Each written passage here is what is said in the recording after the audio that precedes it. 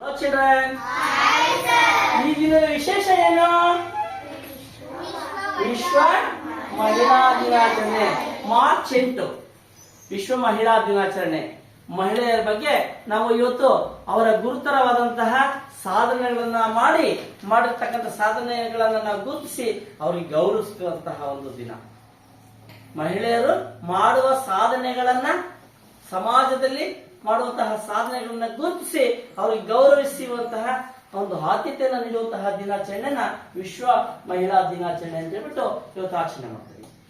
ಈ ಮಹಿಳೆಯರ ಬಗ್ಗೆ ಅನೇಕ ನಾಣ್ಣುಡಿಗಳನ್ನ ಕೇಳಿದೀವಿ ಅಲ್ವಾ? ನಿಮ್ಗೂ ಗೊತ್ತುಂಟು. ಹೆಣ್ಣೊಂದು ಕಲಿತಾರೆ, ಹೆಣ್ಣೊಂದು ಕಲಿತಾರೆ, ಹೆಣ್ಣು ಸಮಾಜದ ನಾರಿ ಒಲಿದರೆ ನಾರಿ ಒಲಿದರೆ ನಾರಿ ಮುನಿದರೆ ಮಾರಿ.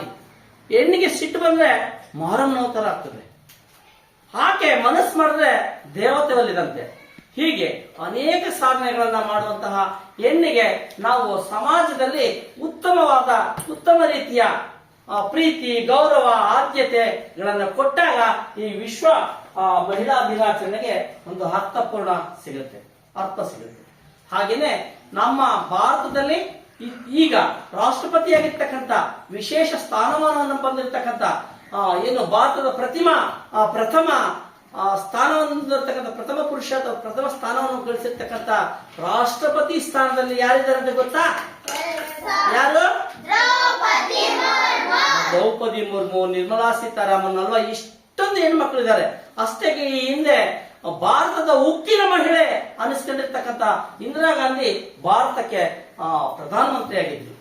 ಪ್ರಪಂಚದಲ್ಲಿ ಅತ್ಯುತ್ತಮ ಸಾಧನೆಗಳನ್ನು ಮಾಡಿ ತೋರಿಸಿದ್ರು.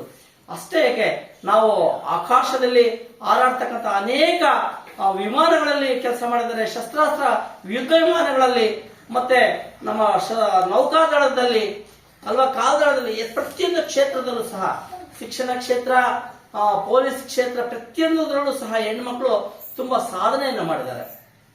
ಇಂತಹ ಸಾಧನೆಯನ್ನು ಮಾಡಿರ್ತಕ್ಕಂಥ ಹೆಣ್ಮಕ್ಳಿಗೆ ನಾವು ಗೌರವಿಸಬೇಕು, ಪ್ರೀತಿಸಬೇಕು, ವಿಶೇಷವಾದ ಸ್ಥಾನಮಾನವನ್ನು ಕಲ್ಪಿಸಬೇಕು ಅನ್ನೋ ಉದ್ದೇಶದಿಂದ ನಾವು ವಿಶ್ವ ಮಹಿಳಾ ದಿನಾಚರಣೆಯನ್ನು ಆಚರಣೆ ಮಾಡ್ತೀವಿ.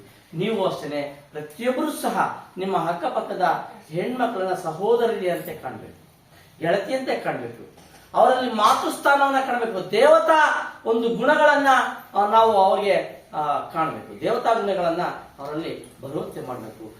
ಸ್ತ್ರೀಯರಿಗೆ ವಿಶೇಷವಾದ ಸ್ಥಾನಮಾನವನ್ನು ಕೊಟ್ಟು ಅವರಿಗೆ ಸಾಧನೆ ಮಾಡುವಲ್ಲಿ ಅವಕಾಶವನ್ನು ಕೊಡಬೇಕು.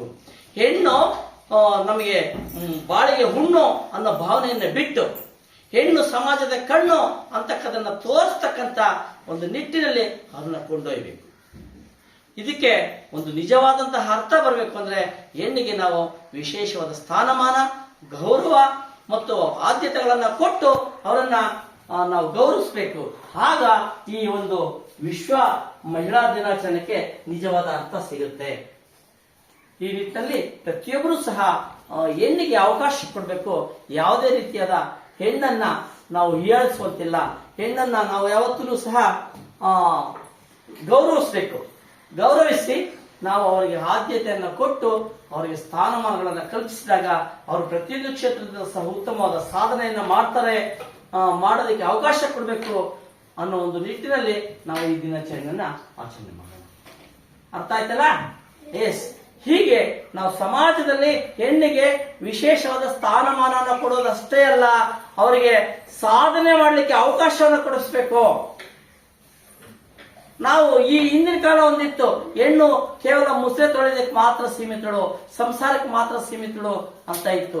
ಇಲ್ಲ, ಈಗ ನಿಜಕ್ಕೂ ಹೇಳ್ಬೇಕಂದ್ರೆ ಗಂಡಸರಿಂದ ಹೆಚ್ಚು ಸಾಧನೆ ಮಾಡಿರ್ತಕ್ಕಂಥ ಒಂದು ಇದನ್ನ ನೋಡಿದಾಗ ಹೆಣ್ಮಕ್ಳು ಹೆಚ್ಚು ಸಾಧನೆಯನ್ನು ಮಾಡಿರ್ತಕ್ಕಂಥದ್ದು ಸಮಾಜದಲ್ಲಿ ನಾವು ಕಾಣಬಹುದಾಗಿದೆ.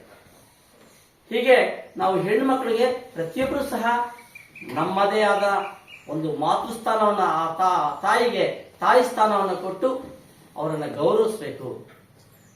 ನಾವೆಲ್ಲರೂ ಸಹ ಈ ನಿಟ್ಟಿನಲ್ಲಿ ಸಾಗುವ. ಓಕೆನಾ?